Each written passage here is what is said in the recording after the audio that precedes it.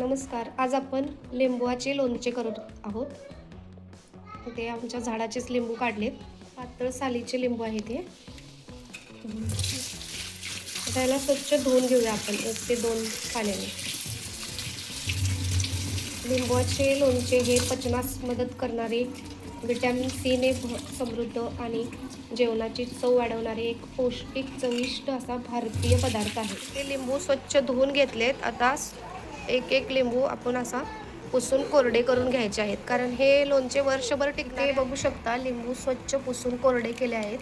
आता इथे एका लिंबूच्या 8 फोडी करून घ्यायच्या आहेत आणि अशा प्रकारे त्यातले बी काढून घ्यायचे,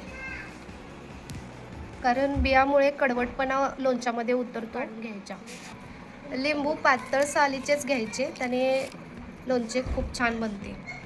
हे लोणचे प्रामुख्याने हिवाळ्यात डिसेंबर जानेवारीमध्ये बनवले जाते, कारण त्यावेळी लिंबाची त्वचा पातळ असते. ते बघू शकता आपण लिंबूच्या फोड्या कट करून घेतल्यात, त्याच्यातले बिया काढून घेतल्यात. इथे बघू शकता बिया.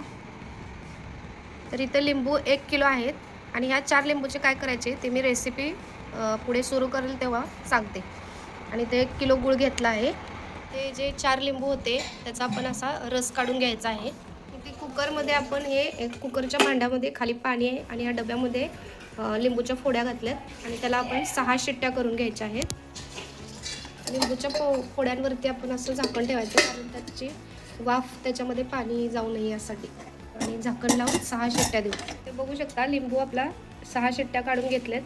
लिंबू शिजला आहे हे बघा. आता इथे कढईमध्ये ओतून घेऊ आपण आणि याच्यामध्ये जे लागणार आहेत मसाले ते बघू. ह्यातलं थोडंसं आपण मिक्सरमध्ये वाटून घ्यायचं आहे. ते लोणच्यामध्ये घालण्यासाठी अर्धा चमचा मेथी, 3-4 लवंग, 1 चमचा जिरे आणि 1 चमचा बडीशेप घेतली आहे. आणि इथं काश्मीरी मिरच्या घेतल्यात. तुमच्याकडं काश्मीर पावडर असेल तरी सुद्धा चालेल, ते घेऊ शकता. आणि हे सगळं आपण मिक्सरमध्ये ह्याचे वाटण करून घ्यायचं आहे. इथे कढईमध्ये आपण आता ह्याच्यात गूळ घालून घेऊ. इथे जिरं, बडीशेप, मेथी हे सगळं आपण वाटून पावडर करून घेतले आहे. मिरचीची सुद्धा अशीच पावडर करून घ्यायची. त्याला आंबट, गोड, तिखट असं हे वर्षभर टिकणारे लिंबूचे लोणचं करायचं आहे. त्यामुळे ह्याच्यामध्ये मीठ आपण 1 चमचा घालू, जास्त घालायचे नाही. जरा कलर खूप छान होते ना. मीठ 1 चमचा. आपण इथे लिंबू काढून घेतला आहे, त्याचे सुद्धा वाटण करून घ्यायचं. पावडरी मसाले ह्याच्यामध्ये घालायचे.